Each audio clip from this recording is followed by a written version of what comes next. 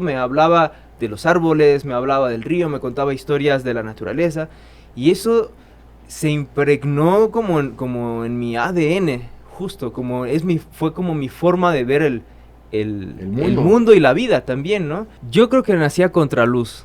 Mira. Lo sigo pensando, y nací y crecí a contraluz, y mis padres están en blanco y negro. Yo a los 8 años empecé a tocar guitarra, y en taller de guitarra así de mi pueblo, pues aprendí pues con boleros, un poco de rock también, lo que uno iba aprendiendo ahí con los camaradas, ¿no? Con los compañeros.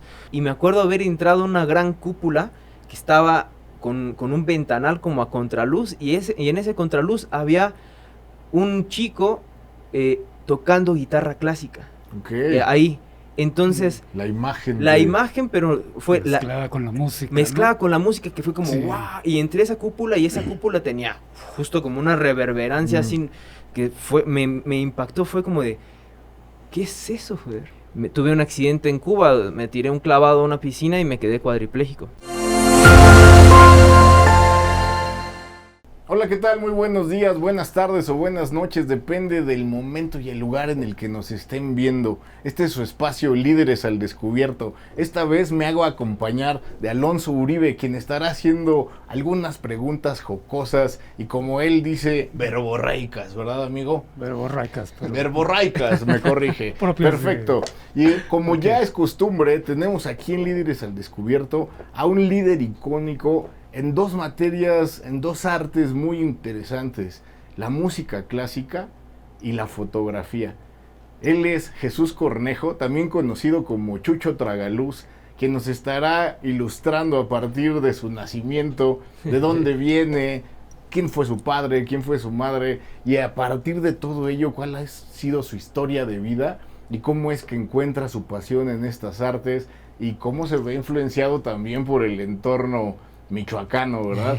Bienvenido, querido Jesús, este es tu espacio. Mencionar además que varias de las portadas de nuestra revista C-Level y los retratos que en ella se contienen han contado con esta sensibilidad detrás del lente de Chucho Tragaluz. Bienvenido, Líderes al Descubierto. Muchísimas gracias por el espacio.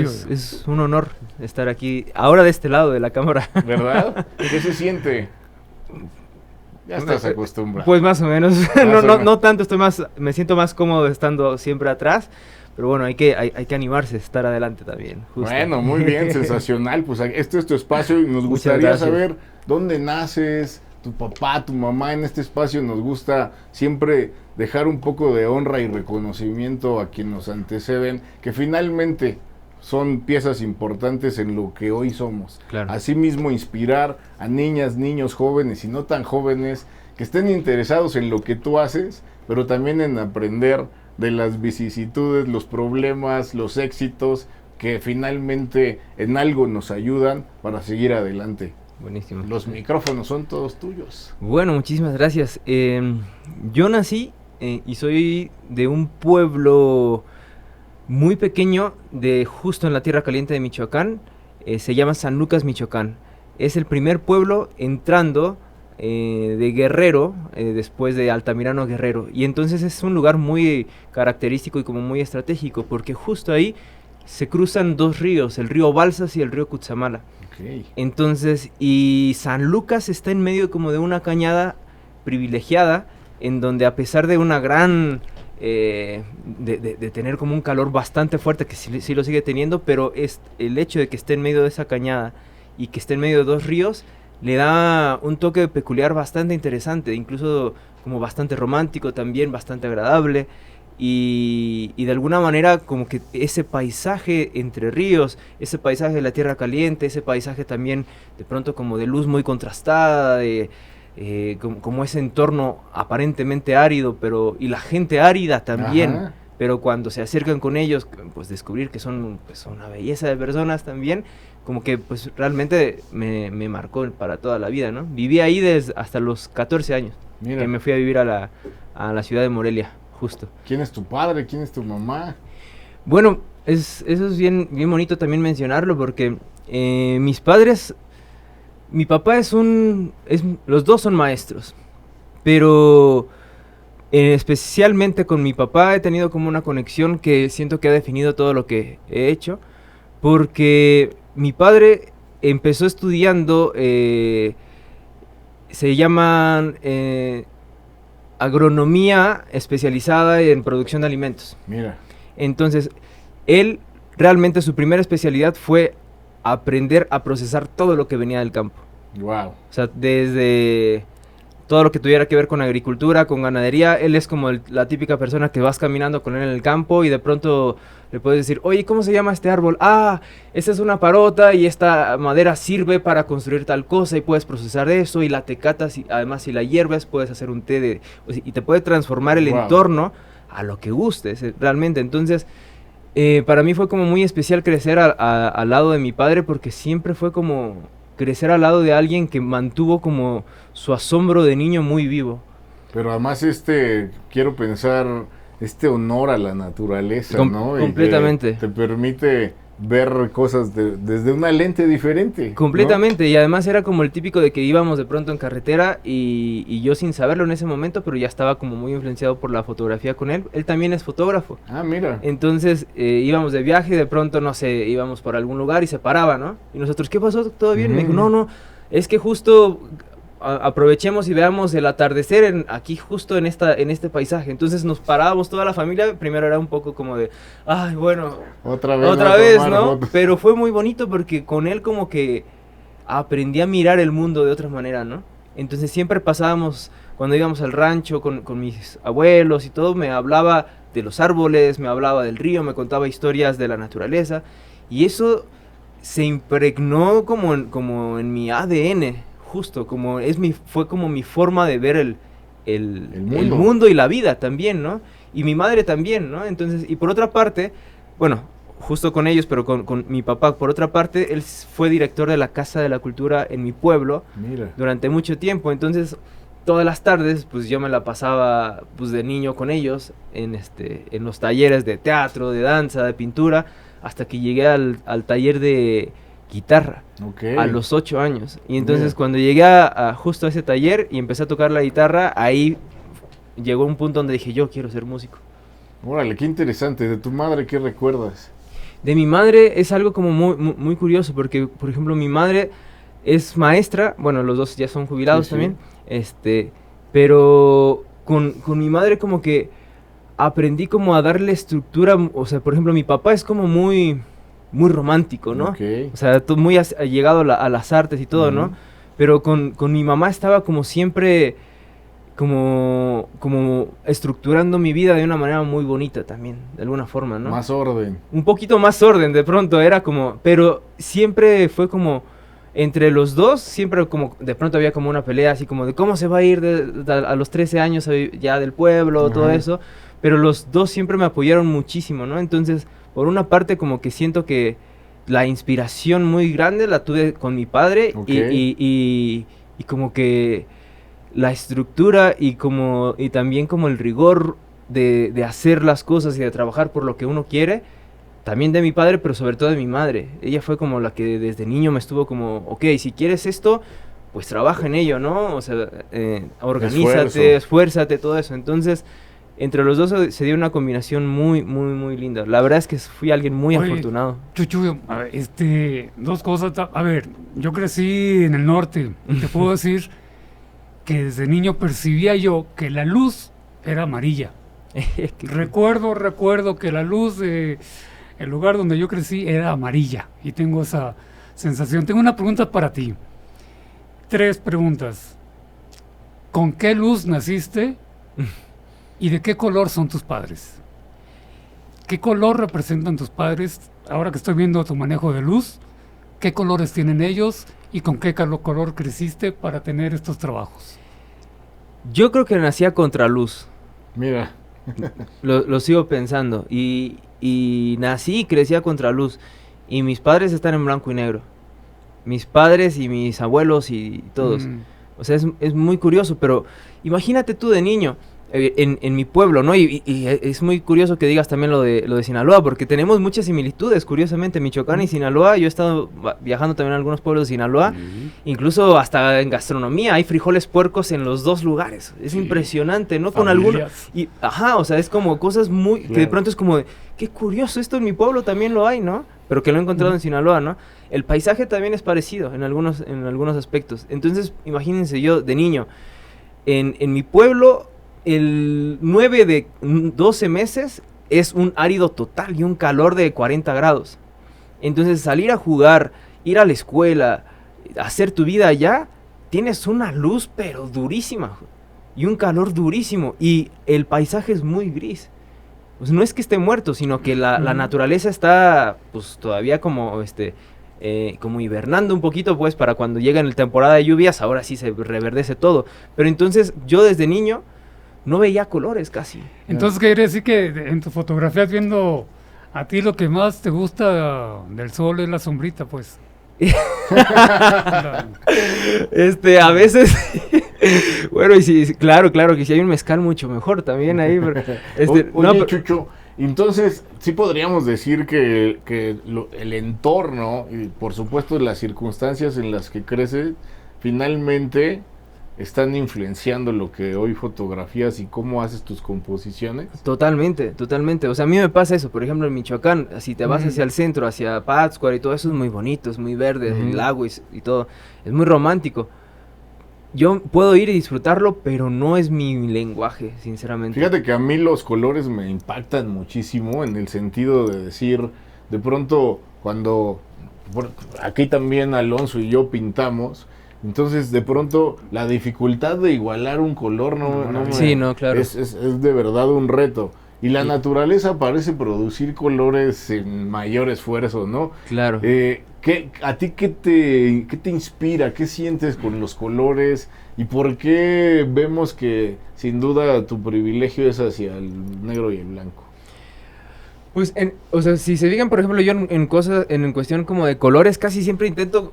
Los colores muy vivos me incomodan. Ok, de plano. Ajá, no sé, me siento de pronto, ustedes van cuando vayan a mi departamento y todo, que ahí tienen su casa, pues van a ver que justo es como todo muy ocre también, ¿no?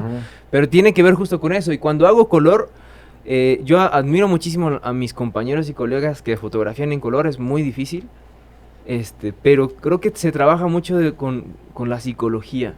Okay. Y hay que tener como una responsabilidad bien fuerte de saber cómo manejar los colores con eso. Para mí, por ejemplo, mi gran maestro de eso, o una de las personas que más admiro es el cine de Pedro Almodóvar. Pedro Almodóvar trabaja el color de manera obsesiva, relacionado siempre con el tema psicológico. Mira. O sea, él no pone un rojo por nada más ponerlo, ¿no? O sea, él maneja como todo el tema, por ejemplo, de los colores en la vestimenta, en la escenografía, dependiendo del mensaje que quiere decir, ¿no? Entonces, para mí, si tuviéramos que hablar un poco como de colores, si se fijan, estoy como muy pegado hacia lo cálido. Sí. Y me gusta mucho de pronto como esta energía cálida. Vean, por ejemplo, eso, ¿no? Eso que es justo al lado del lago de Pátzcuaro.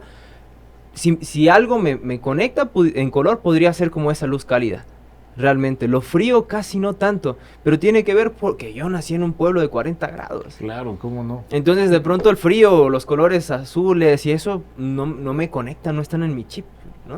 O sea, yo, si veía un atardecer, iba a ver cálido, ¿no? O sea, iba a ver el paisaje del río, pues, completamente dorado. Oye, ya anunciabas que te vas pronto del pueblo de San Lucas.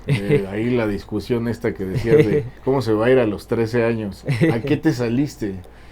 Me salí a estudiar música. Yo a los 8 años empecé a tocar guitarra y en taller de guitarra así de mi pueblo, pues aprendí pues con boleros, un poco de rock también, lo que uno iba aprendiendo ahí con los camaradas, ¿no? Con los compañeros. Pero hubo una ocasión que me marcó muchísimo, que yo tenía como 11 años y le pedí a mi padre que quería ir a tomar un taller de guitarra a Morelia, un taller de verano. Okay. Entonces, y me llevaron a la Casa de la Cultura y me inscribí en el taller de guitarra, ¿no? Pero el primer día que llegué, entré a la Casa de la Cultura, que es hermoso, en Morelia, un lugar así, es un ex convento y una arquitectura preciosa, y me acuerdo haber entrado a una gran cúpula que estaba con un ventanal como a contraluz, y en ese contraluz había un chico tocando guitarra clásica. Ahí. Entonces, la imagen, pero fue mezclada con la música. Mezclada, ¿no? con la música, que fue como wow. Y entré a esa cúpula, y esa cúpula tenía justo como una reverberancia así, que me impactó. Fue como de, ¿qué es eso, joder? Sí. O sea, literalmente me atrapó, ¿no? Y me quedé ahí escuchándolo, terminó de tocar. Le dije, oye amigo, ¿qué es lo que estás tocando? Me dijo, estoy tocando el Capricho Árabe, es guitarra clásica. Me empezó a explicar un poco más, y dije, yo quiero hacer eso, joder. Entonces le hablé a mis papás, le dije, me voy a inscribir al otro taller, al de guitarra clásica, no al de guitarra popular, ¿no? Y ahí a los 11 años empecé a estudiar guitarra clásica. Entonces dije, yo quiero hacer esto. Y ahí fue cuando me empecé a conectar muchísimo más con la música clásica, que ya después me llevó al jazz, me llevó al rock, a la música popular. Pero digamos, como a los 11 años yo lo descubrí ahora lo pienso y lo veo así, lo descubrí a través de una imagen fotográfica. Claro. La tengo así completamente grabada, o sea, un músico a contraluz tocando precioso en una cúpula, ¿no? ¿Tú dirías que los colores tienen música o viceversa? Hijo, qué buena pregunta, porque también hablando de música, como que siempre la relaciona a los colores y a los tonos mayores y menores, alegres o tristes. Sí. Totalmente. Yo pienso que la música y la fotografía, y en este caso con lo de los colores, están totalmente conectadas. Por ejemplo, toda la teoría musical, tenemos los mismos elementos con la teoría fotográfica. O sea, el ritmo, la armonía, la melodía y todo eso se traduce fotográficamente siempre. Y otra cosa que no sabemos muchos fotógrafos, pero que luego es bien interesante, es que la escala de grises se la debemos a Ansel Adams, que se basó en una escala tonal musical. Wow. Ansel Adams fue este gran fotógrafo de paisaje, norteamericano, que hacía unas cosas en blanco y negro con placas. Entonces él fue el primero que dijo, ¿por qué si en la música hay una escala tonal donde podemos medir literalmente pues en semitonos todo, unos 12 semitonos, ¿por qué en la fotografía no lo tenemos, no? Y entonces él puso esa medición, que fue el 0 como un negro absoluto y el 10 como un blanco absoluto. Y a partir de ahí él iba midiendo todas sus composiciones. Decía, este gris es un 8, este es un 4. Y entonces él empezó en sus escritos, hay unas cosas maravillosas donde sugiere de qué manera puedes hacer tu composición fotográfica más armónica. Y decía, esto estoy hablando muy musical, pero no, por favor. Pero él decía, si tú tienes 0, 1, 3, 5, 8 y 10, que curiosamente es la escala de Fibonacci, y que en música es un acorde mayor. Mira. Si tú tienes esos tonos en tu fotografía, vas a tener una riqueza tonal impresionante. Oye, qué maravilla, qué mezcla tan interesante. Sí. Perdón, para ti, ¿qué sería un bemol o un disminuido en términos de grises? Bueno, pues es justo eso, es como medir también, por ejemplo, a veces dices, no sé por qué esta imagen me parece como muy triste. O por qué me parece como muy oscura también emocionalmente.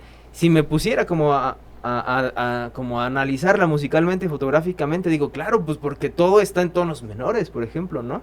Claro. O porque está todo sobre las escalas del 5 al 0. Ya. Claro, entonces, ya tiene toda la lógica. Y tiene como matemáticas al final del día. Es matemáticas, ¿no? y que después te das cuenta de eso. O sea, la escala de Fibonacci, todo eso está basado en eso, la fotografía, la música, el arte, todo, ¿no? Entonces, pero curiosamente, hay muchos músicos que se volvieron fotógrafos, grandes fotógrafos, y que hay así, por ejemplo, Pedro Aznar, un músico argentino que es tremendo, que él fue bajista de Pat Metheny, y ahora tiene unas composiciones impresionantes. Él es fotógrafo y él fotografía a través de la música. Entonces es increíble también la forma en cómo uno puede llegar a relacionar, ver una foto, verla cómo suena, cómo me suena, ¿no? Exacto, cómo me suena la foto. Exacto, justo. Algo le ibas a preguntar, querido. Sí, hablando de Fibonacci y de la proporción áurea, sí. Que van junto con pegados, y la música y el color y las escenas que estoy viendo.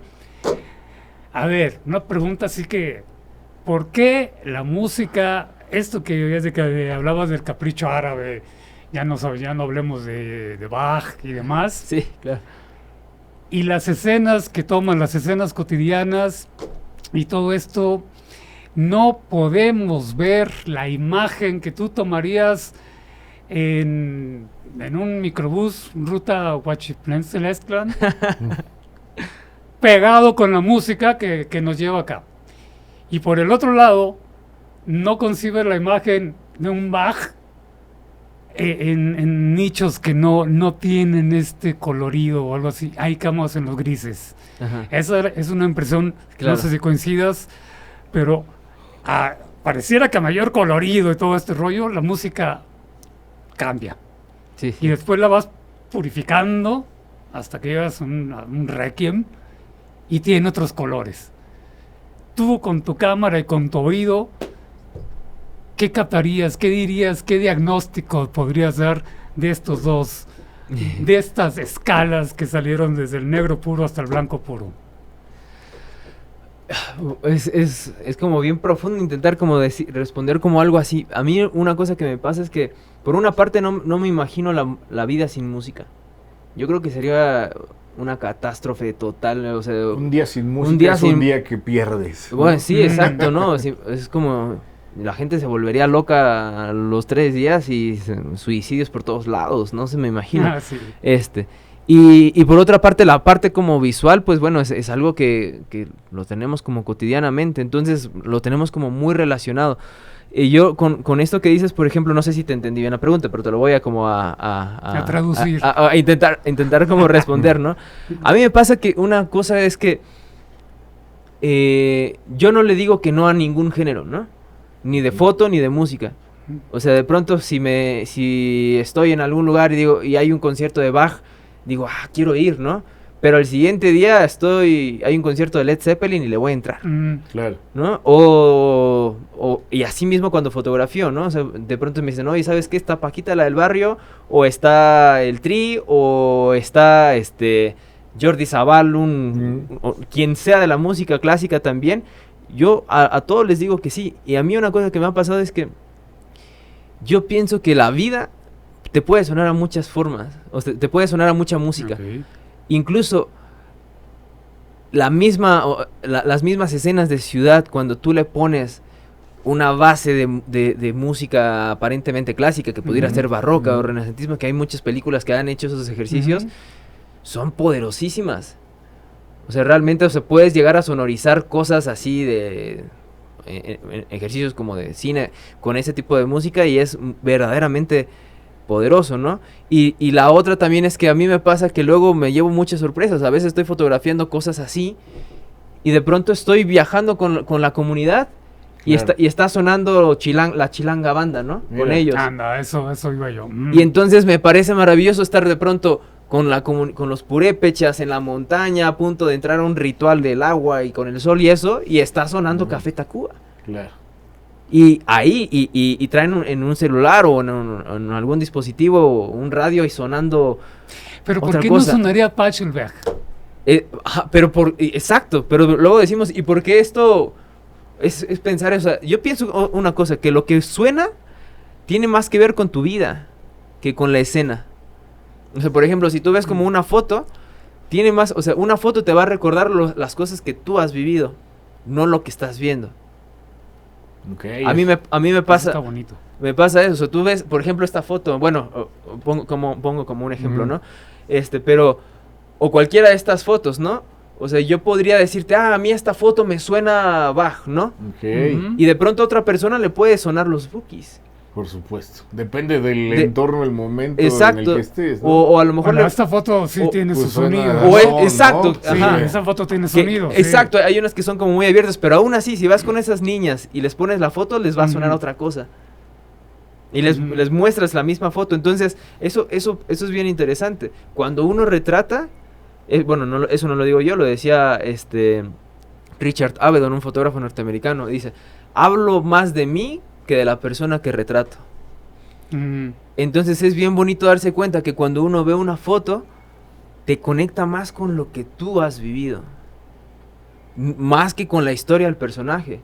De pronto tú puedes decir, dices, se parece a un tío, Es que hay muchas historias alrededor de una imagen, exactamente. ¿no? La del señor que está ahí pensativo, la de la señora lavando, pero la del que está atrás del lente puede ser totalmente diferente. Hay 3 y historias. Ahora, cuando le metes la música, pues ya hiciste un universo, ¿no? Sí, porque además, supongo que te referías a estos ejercicios donde ponen una escena y le ponen distintos tipos de música y lo que recibe es otra el televidente es otra cosa. Es otra cosa. Decías 3 puntos de vista, por lo menos, en una foto. Sí, bueno, yo siempre pienso que hay como 3 historias que se cuentan en una foto. O sea, está como la historia del fotógrafo, de la persona que está retratando, que la retratas, de alguna forma quieres decir algo sobre esa persona. Está la historia del fotógrafo, o sea, quién era el fotógrafo en ese momento de su vida cuando hizo esa foto. A lo mejor digo, ahí yo estaba en Cuba, acababa de regresar de unos análisis en el hospital, cosas así, ¿no? Pero por otra parte está la historia de quien ve la foto. Claro. ¿Te acuerdas que en la sesión de fotos de Gil Cerezo y de esta María Daniela, perdón, ponías música en el fondo? Sí. Y ambos coincidieron en que andabas dolido.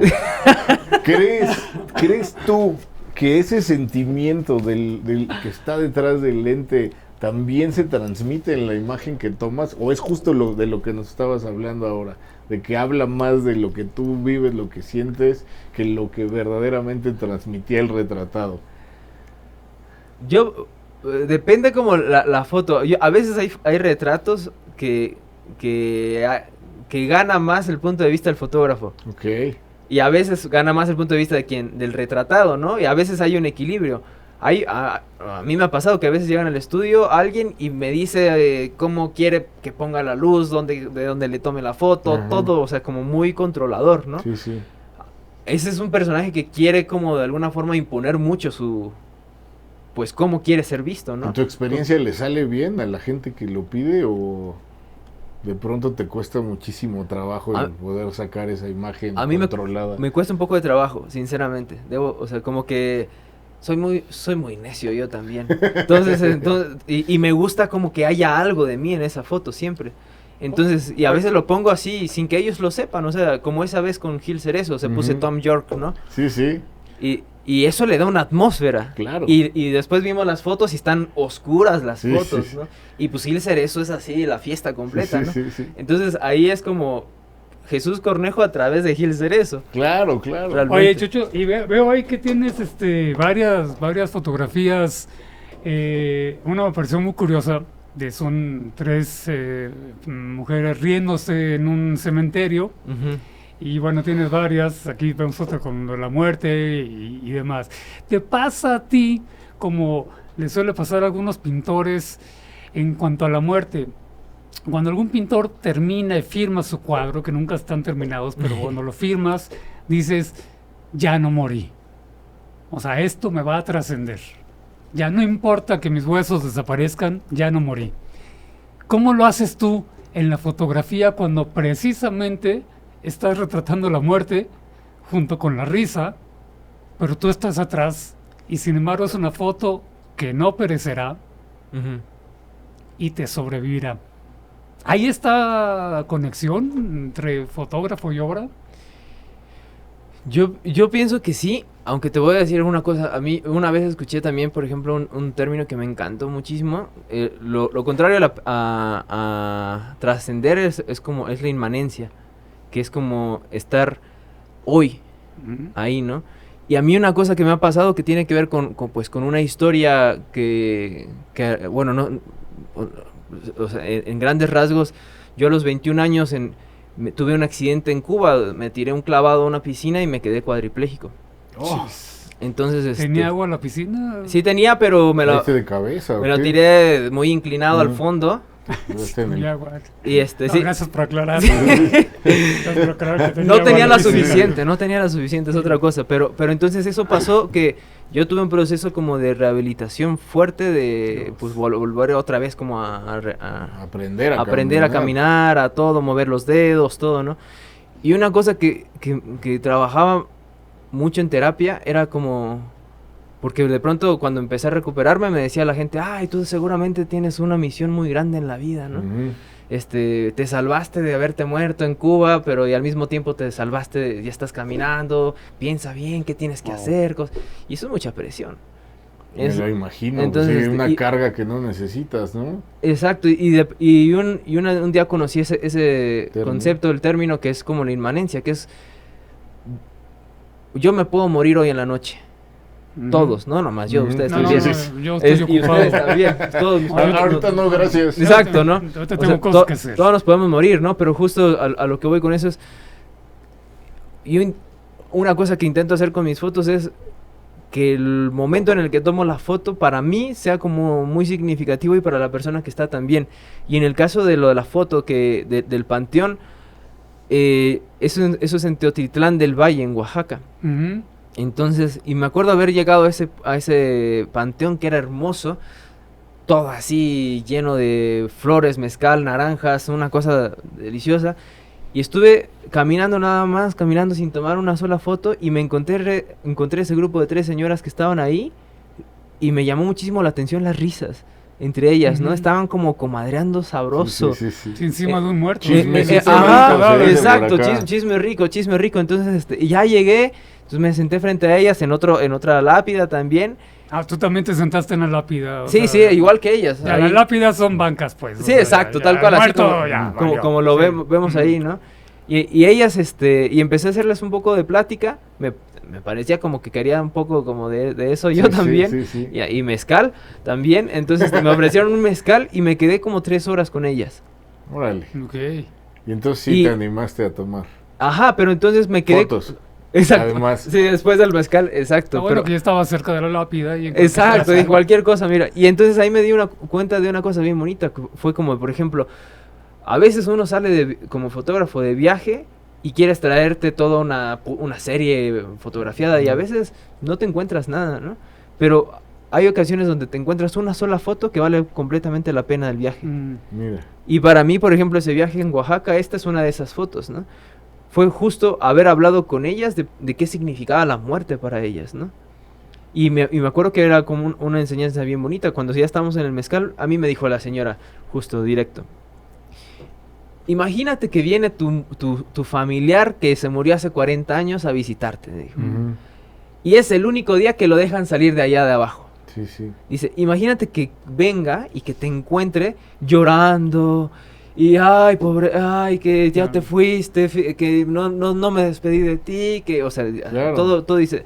Y es mejor que venga y nos encuentre así, echándonos unos mezcales y unas naranjas y riéndonos y pasándonosla bien. Dice, yo cuando muera quiero venir a visitar a mis familiares y que me reciban así. Híjole, se me puso la carne chinita y me acordé, justo me aparecía por ahí un video de alguna entrevista que hablaba de Joan Sebastián.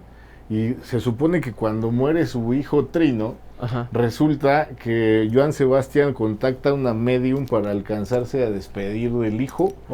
Y entonces lo que la medium le dice es que por favor deje de escribir canciones tristes en memoria de su muerte, ¿no? Y entonces le dice, bueno, nada más dígale que voy a ser la última. Y ahí solo faltan un montón de primaveras. Pero y la canción remata diciendo, después de esto ya no vuelvo a molestarte, cara. Entonces, qué belleza esa visión diferente de la vida, donde al final del día lo dices muy bien. Yo tampoco creo que quieras venir a ver los tristes, ¿no? Claro. Sino a que te festejen, ¿no? Totalmente. Oye, regresando un poco a este tema de la música, porque dentro de tu currícula empezabas a hablar incluso del tema de Cuba, pero pues tú has estado en Italia, en España, en Cuba y en muchos otros lados. La verdad es que a mí me gusta mucho resaltar eso para quienes nos están viendo.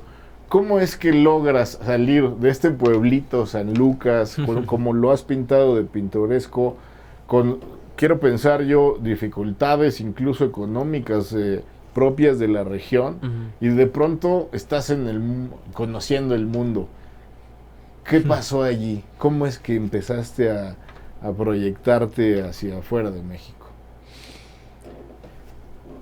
Es muy curioso esa pregunta también, porque A mí me pasa que luego pienso como en mis padres, que yo siempre digo, bueno, les debo como todo a ellos, pero ellos están en otro mundo y siguen viviendo ellos en mi pueblo. Mira. O sea, a veces ellos no tienen nada que ver con el festival de Italia que fui a fotografiar, ¿no? Sí, sí. O sea, aparentemente, pero tienen... El Paganini, fue ese, el Paganini. Ajá, el Guitar Festival, exacto, en Parma, que ya llevo varios años trabajando con ellos Fíjate. y todo, ¿no? Y que es así uno de los más prestigiosos de Europa, ¿no? Entonces, y una cosa que yo pienso que es importante es, una, es como saber que uno nace en algún lugar, pero eso no te define como tal. Uno es de todos lados, realmente. Ok.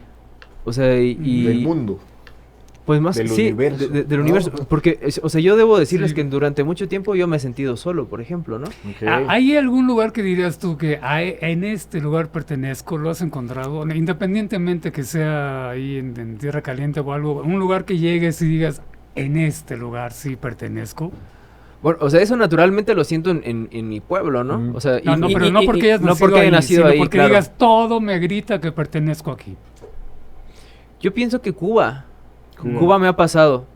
Y era muy curioso, o sea, después de lo de mi accidente, que también luego estuve como tomando pues muchas cosas de terapia y todo eso, pero me pasaba que estaba aquí, tenía más nostalgia de estar allá que aquí. Entonces, y muchos de los viajes que hacía era para un poquito como para sentir que conocía un lugar también que además que le debo mucho, que me salvaron la vida allá. Ajá. Pero también era eso, llegaba allá y decía, era muy curioso esta sensación de sentirme en casa. Ya. Era muy extraño. Y son esas cosas que, por ejemplo, hay un compositor también como de música clásica muy famoso que se llama Leo Brauer, que es un compositor cubano que ha hecho de todo, o sea, ha trabajado con Sting, ha trabajado, o sea, desde el rock hasta lo que se imaginen, ¿no? Director de orquesta y todo. Y cuando yo empecé a trabajar con él en Cuba, justo también en su festival, él me dijo una vez una cosa bien bonita. Me dijo, uno escoge la familia que quiere en su vida. Claro. Y escoges también el hogar que quieres. Dice, y ese hogar, puedes escoger muchos hogares.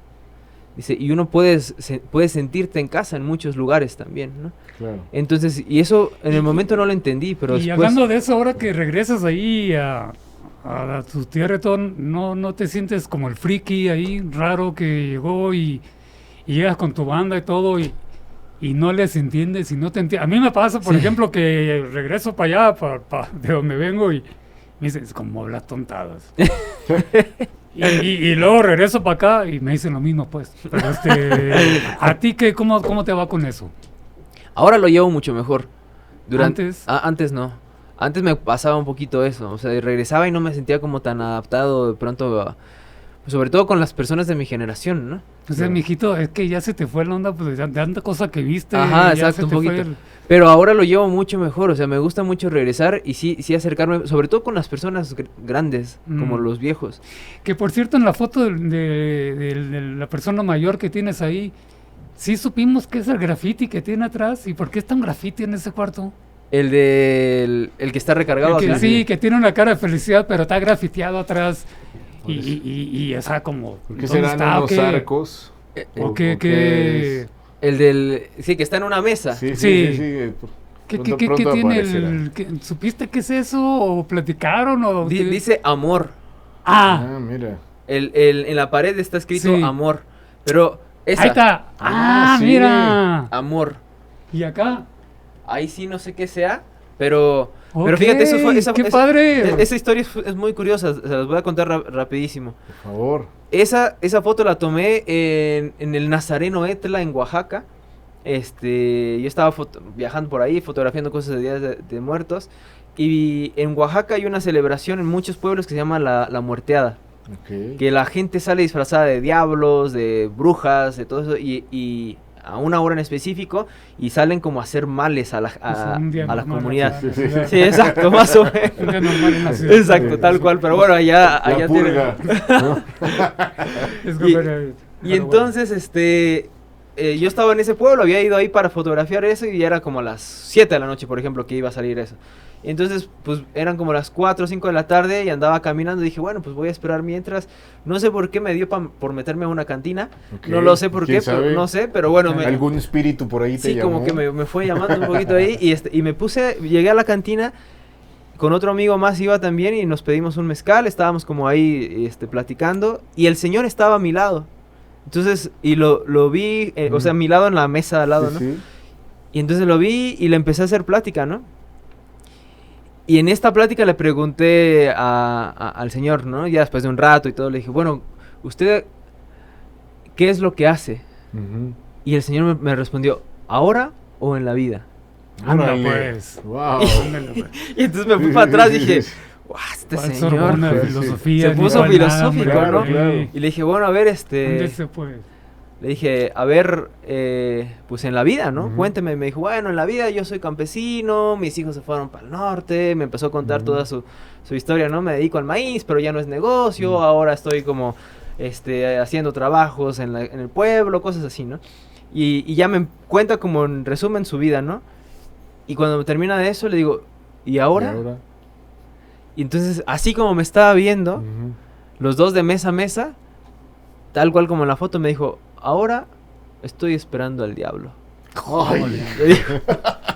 Y no le dijiste que ya habías llegado ahí. Exacto. Pues ya llegué, nomás para que quedara contento el amigo. No, pues. exacto, pero me pareció poderosísimo que me respondiera de esa manera, ¿no? Y muy bonito porque era como cuando me responde y con eso, la palabra amor atrás. Y con la palabra amor y con esa sonrisa. Entonces, cuando estábamos así platicando y me responde eso, pues yo tenía la cámara en la mesa, levanté y le tomé la foto. ¿Y a qué se refería, sabías? Sí, bueno, se refería a que fue interesante porque estábamos esperando que llegaran los diablos de la morteada. Sí. Y entonces, pero al mismo tiempo lo dijo como de una manera doble sentido, profunda. ¿no? Ajá, me dijo, ahora solamente estoy esperando al diablo. Wow. Me dijo, ¿no? Así como, y ese tipo de cosas a mí me parecen pues bien bonitas. Y el diablo andaba acá en el Zócalo. Y el diablo es exacto, él es el diablo, justo, es Mictlantecutli. Que todas tienen como esa historia. En esa foto yo negocié un retrato con el diablo. Mira, claro. Justo, totalmente. ¿Tú dirías que también el alma? Yo, a lo mejor. No, en verdad, porque aventarte en vivir del arte, las dos disciplinas que escoges son amantes muy caras. Claro. La música, eso, ¿qué dirías tú? ¿Le vendiste el alma a estas dos musas? Yo pienso que sí, la he vendido muchas. Sensacional.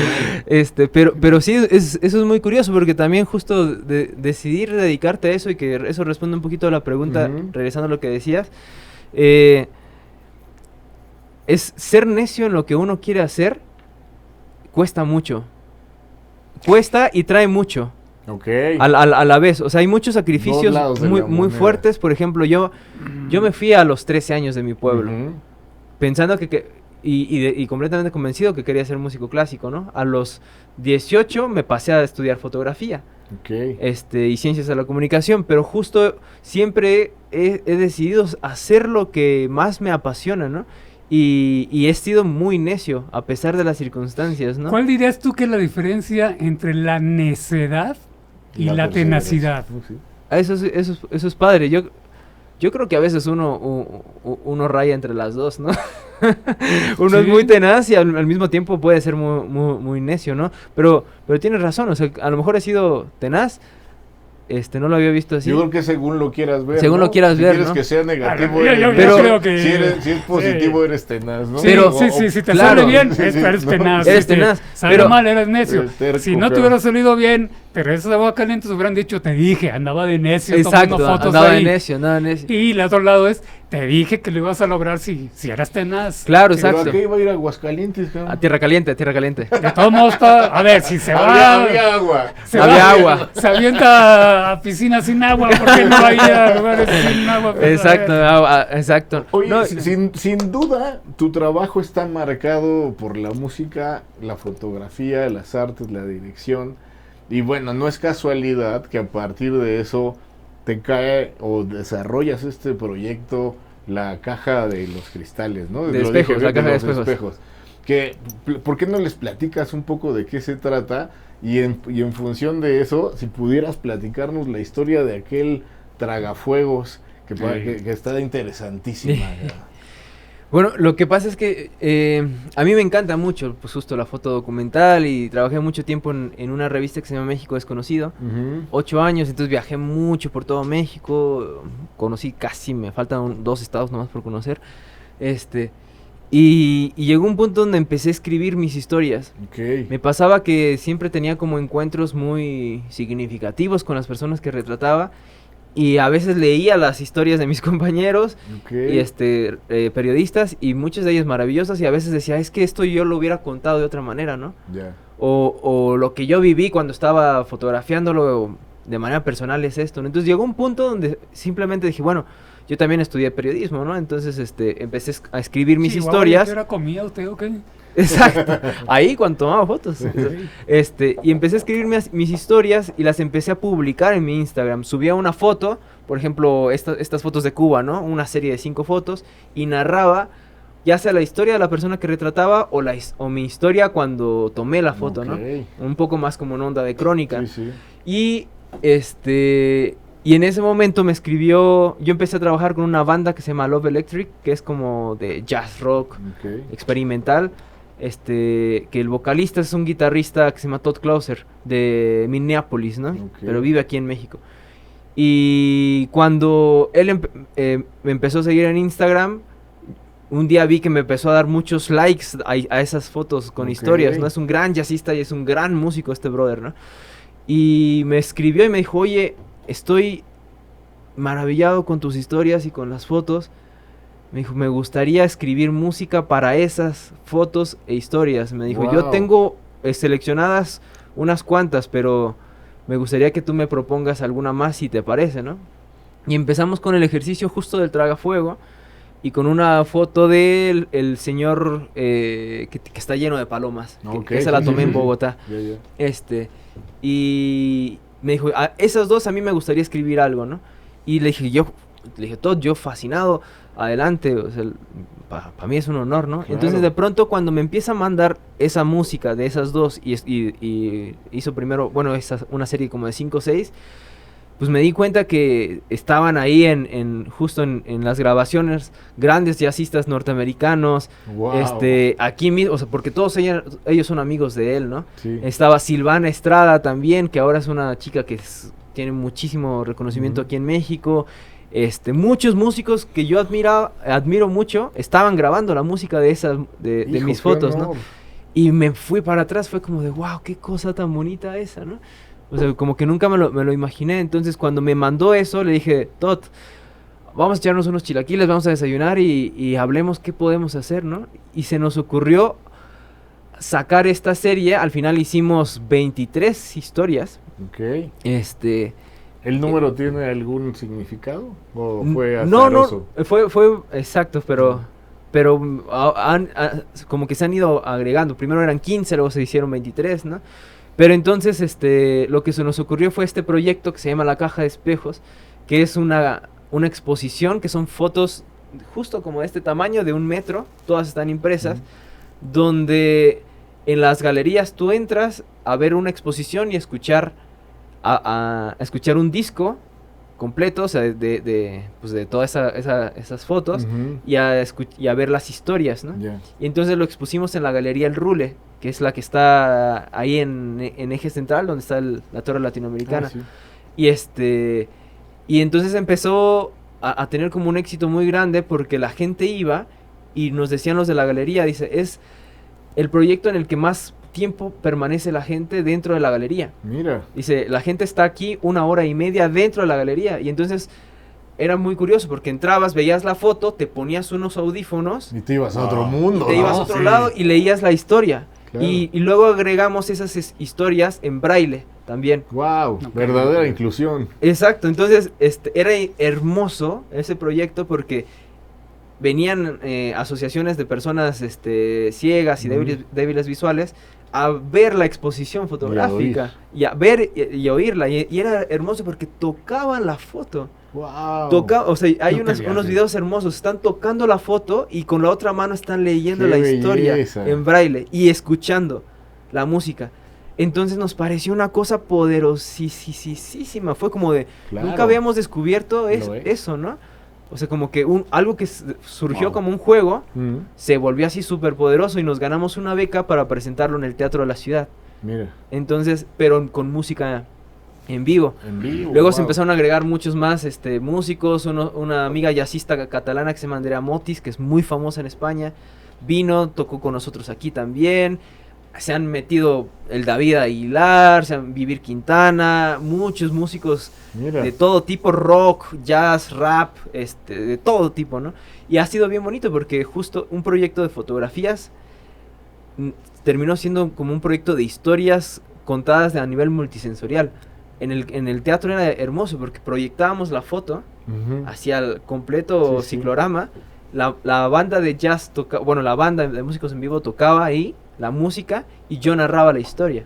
Es otro tipo de realidad virtual, ¿no? Es otro tipo. La que le imprimieron ya a la foto, ¿no? Nomás le faltaría rascahuela y todo, pero está muy bonito. Los aromas y ya, ¿va? Oye, y ahorita que platicas de todo esto, se me ocurre preguntarte, si tú tuvieras que ser hoy una oda del culto a la personalidad, ¿qué 5 personajes propondrías para hacer aquella icónica fotografía de Che, de Stalin y todo? Pero ¿a quiénes tomarías el día de hoy como el culto a la personalidad? ¿Qué te gustaría ser? ¿De mi personalidad o de la personalidad en general? No, el culto a la personalidad, lo que se maneja como un ícono de plano, la foto. ¿Qué 5 personajes vivos y muertos? Te pegan a ti? No, de ahora, vivos. Vivos. Ya me salí de... Vaya. No. Pues está bien. O sea, pues es que tenemos una foto de que se ponen hasta en camisetas de Che y de todo, y bueno, fotos prohibidas y demás, pero hoy, una persona como tú, con las tablas y caminos que tienes, 5 que dijeras, me encantaría un retrato de ellos. Sí. Bueno, me encantaría un retrato de Pepe Mujica, por ejemplo. Ok. Me parece como uno de los personajes más admirables que en nivel político, para mí, o sea, que con los cuales mejor conecto. A Pepe Mujica me encantaría poderlo retratar. Otro que me encantaría poder retratar es al Papa Francisco.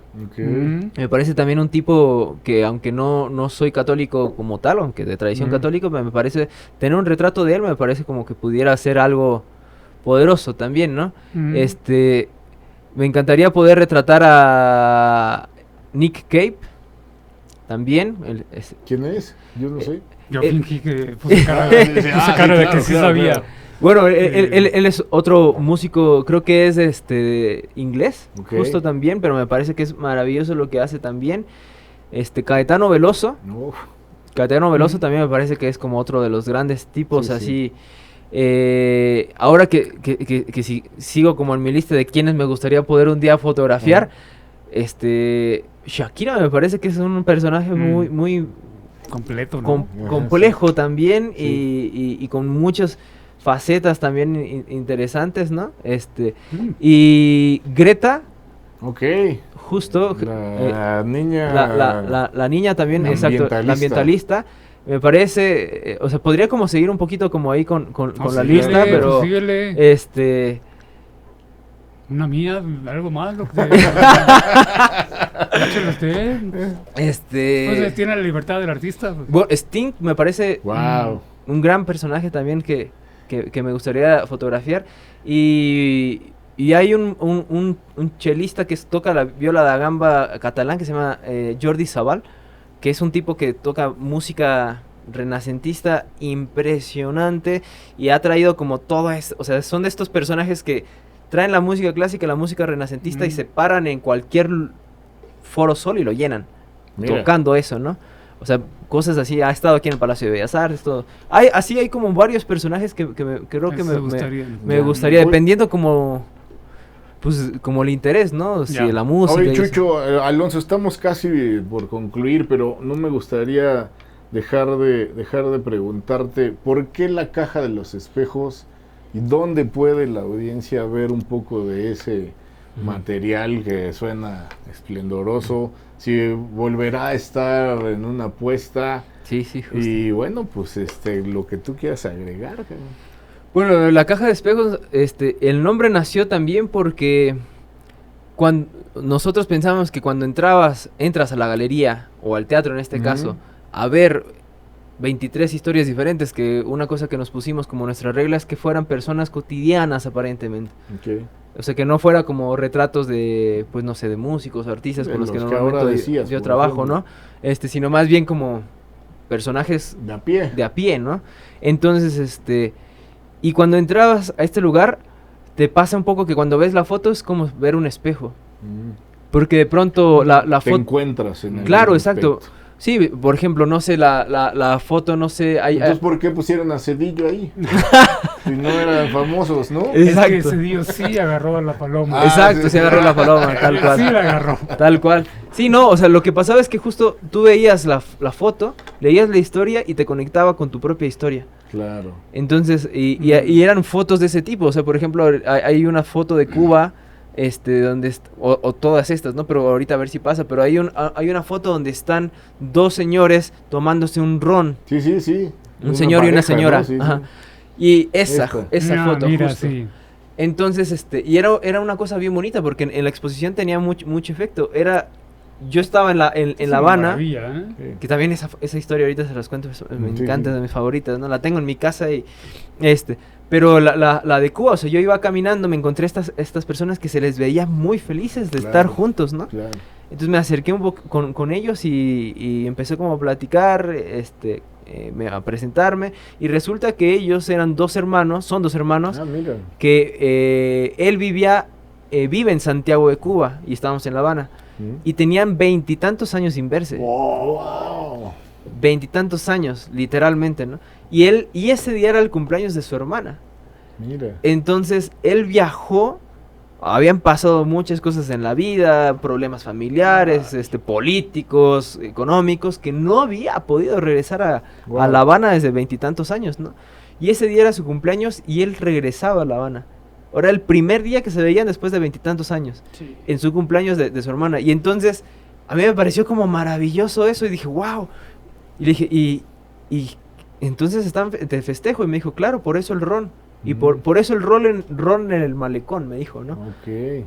Y entonces me parecía como una cosa bien linda decir, maravilloso, contar sí. Eso es como de el reencuentro de dos hermanos. Claro. Basta con un ron, el malecón y el mar. Claro. Y las risas, ¿no? De ellos, sí. Y estaban felices. Entonces les tomé esa foto, y cuando narro esa historia, la gente empezaba a decir, claro, es que mi hermano vive en Estados Unidos y no, tiene 15 años que no lo veo. El espejo. Y ahí salía el efecto espejo, ¿no? Y era como, es verdad, o sea, lo que estas personas viven en Cuba, yo también lo estoy viviendo aquí en México, ¿no? Claro. Entonces todo mundo tenemos como esa conexión y darnos cuenta que lo que le sucede a una persona del otro lado del mundo tiene una relación directa con lo que nos sucede a nosotros. Ok. Entonces, oye, y hay tiempo de que nos diga de esta. ¿Esa? Esta misma. Sí, porque sí, creo claro. que le tienes cariño. Le tengo mucho cariño. Ahora la tengo ahí en mi casa y la veo como todas las mañanas y las noches también. Él es Mictlantecutli. Y a mí me había encargado, yo trabajaba con una revista de Avianca, de la aerolínea, la que ponían en los aviones. Ahora ya casi no ponen por temas legales de COVID y todo esto, ¿no? Pero bueno, esa vez la revista me había encargado de retratar a México, la Ciudad de México, en sabores. Pero la única regla es que no podía aparecer nada de comida. Okay. Entonces me dieron 5 sabores. Me dieron dulce, salado, umami, que yo no lo conocía, que resulta que es como un sabor que viene como de la cultura japonesa, que significa muy sabroso, ¿no? Okay. Entonces, umami. Umami, exacto. Exacto. Y entonces me habían encargado otro sabor que era el ácido. Okay. Pero no podía, como es una revista turística, no puedo hablar mal de nada, ¿no? Claro. Básicamente, claro. ¿no? Entonces tenía que encontrar de qué manera fotografiar la Ciudad de México de una forma con sabor ácido. Con sabor ácido, ¿no? Y me acuerdo que ya mi deadline, mi tiempo se había acabado. O sea, ya yo tenía como 8 días para fotografiar cosas. y no encontraba qué fotografiar en ácido. Ya todo lo tenía resuelto, ¿no? Lo dulce había hecho una serie en Xochimilco, lo de Umami había hecho una serie de danza, de baile ahí en el Salón Los Ángeles, o sea, ya había hecho cosas. Y el último día estaba así caminando y dije, ¿qué hago de ácido? ¿Qué hago, no? Y salí del metro del Zócalo,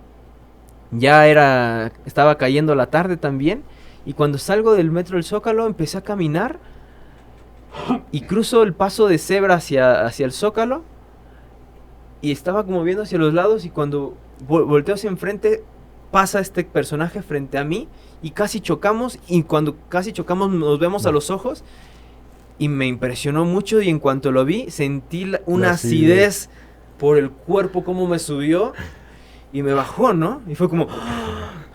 O sea, porque no me lo esperaba chocarme con el diablo. No, pues no. Con Mictlantecutli, ¿no? Entonces de pronto fue como... Y así nada más como que así medio enojado, fue como de... fíjate, ¿no? Así una onda me dijo, ¿no? Entonces pasé el cruce de cebra y dije... Esto es lo más ácido que he sentido. Y entonces me regresé y le dije, brother, déjame hacerte una foto, fíjate. Pero además yo tenía que firmar permisos por el tema de uso de imagen. No era como tan fácil conseguirlo, no, menos firmarlo con el diablo. Y menos con el diablo. Firmar cualquier cosa con el diablo está caro. Exacto, y entonces justo yo me acerqué con él y le dije, oye, necesito hacer esta foto, sí, ya está. Y me dijo, no me acuerdo la cantidad en ese momento, pero me dijo, dame 1,000 pesos. Ok. Y la hacemos, ¿no? Y le dije, no, brother, o sea... No los traigo. Pues no los... exacto, ¿no? Le dije, no los traigo. Y le dije, no es ni lo que me están pagando por la foto. Empecé como yo a negociar, ¿no? Y le dije, ¿cuánto cobras tú normalmente la foto? Y le dije, 50 pesos. Le dije, yo te doy 200, ¿no? Y me dijo, no, si quieres, ¿no? Y empezamos a negociar en ese momento la foto, ¿no? Porque no era la foto, realmente era la firma, ¿no? Claro. Entonces llegamos como a un acuerdo, no me acuerdo si fueron 400 pesos, una onda así. Le dije, órale, va. Entonces le dije, hacemos la foto, firmas, te pago y listo. Me dijo, listo. O sea, él ya había terminado de trabajar, ¿no? Después resulta que él era de Zitácuaro, Michoacán. ¡Wow! Curiosamente, o sea, uno se conecta ahí, ¿no? El diablo siempre termina siendo michoacano, no sé por qué, pero... O de Sinaloa, no lo sabe. ¿Quién sabe por qué? Entonces, justo en ese momento, cuando llegamos a la negociación, se paran el cruce de cebra, estábamos ahí al lado. Dije, vente acá, ahí justo. Se para y me voltea a ver, ¿no? Puse rápido un flash, le hice varios como unos disparos, pero su actitud, si lo ven, es muy retadora. Muy retadora, sí. Es como de, ¿qué óvole? ¿Qué onda? Está parando el tráfico. Exacto. En el centro de lo que fue la gran Tenochtitlán. Exacto. Esta es mi tierra. Eso es justo lo más interesante, que después lo narro como en la historia, lo que puse en la revista. Curiosamente, yo estoy negociando con el diablo azteca, que es Mictlantecutli, es el dios de las sombras, en donde fue uno de los centros más dominios. De los dominios, justo, claro. Y que ahora está pues lleno, o sea, tú caminas por ahí y ves personas de todas las religiones incluso, claro. También, o sea, es una mezcla cultural muy fuerte. Entonces, para mí, retratar al diablo con una negociación en sus terrenos, y además fue muy curioso. Terminamos, ahí no hubo de que a Chuchito lo bolsearon ni nada. Nada, no, tal cual. O sea, estuve directo ahí con él, listo, se hizo la foto, fue y se metió al metro y se fue. Disappear. Y fue como para mí como muy significativo. O sea, cuando vi la foto, que además es poderosísima, si le metes zoom o te acercas a la foto impresa, ves los ojos así súper retador, ¿no? O sea, ya hay que decir 3 veces su nombre para que se aparezca. Exacto. Te lo juro. Muy bien. ¿No? Pues mira, bueno, sí, justo. Estos líderes al descubierto, y ya te descubrimos. Discúlpame, me metí yo de metiche haciendo preguntas muy profundas, pero Chucho, sí te la rifa, loco. Chucho Tragaluz es un ser capaz de impregnar con todos los sentidos su trabajo. No solamente observa, escucha, retrata con los ojos y los oídos, sino que además es capaz de imprimir el sabor en esas fotografías y seguramente el olor. Pero además una persona que demuestra que el no se puede no existe. Has logrado proyectarte internacionalmente y me parece que para todos los que nos estén viendo en cualquier rincón del mundo, Chucho es un gran elemento a destacar como un líder y sin duda una inspiración para esta nuestra editorial Inspira. Y de verdad, me parece que tu sensibilidad y esta fusión de las artes que te cobijan se ve en cada pixel de lo que haces arte. Muchas felicidades. Felicidades, porque no cualquiera retrata el alma y tú tienes muchas. Muchas felicidades. Pues este es tu espacio. Muchísimas Muchas gracias. Gracias a ustedes. Tragaluz. Acá estarán apareciendo sus redes por si necesitan ser retratados desde el ojo que ve el alma. Aparte deben de estar a la venta, ¿no? ¿O cómo? Sí, también Pues usted levante la mano, público, levante la mano, se pone en contacto y... Fotos que suenan. Si ya mercó en el centro, pues ¿por qué no va a mercar afuera? Pues, Chihuahua, me mercó con el diablo, imagínate cómo le va a costar. Exacto, no, eso es lo más. Pues Muchas gracias. Muchas gracias. Gracias.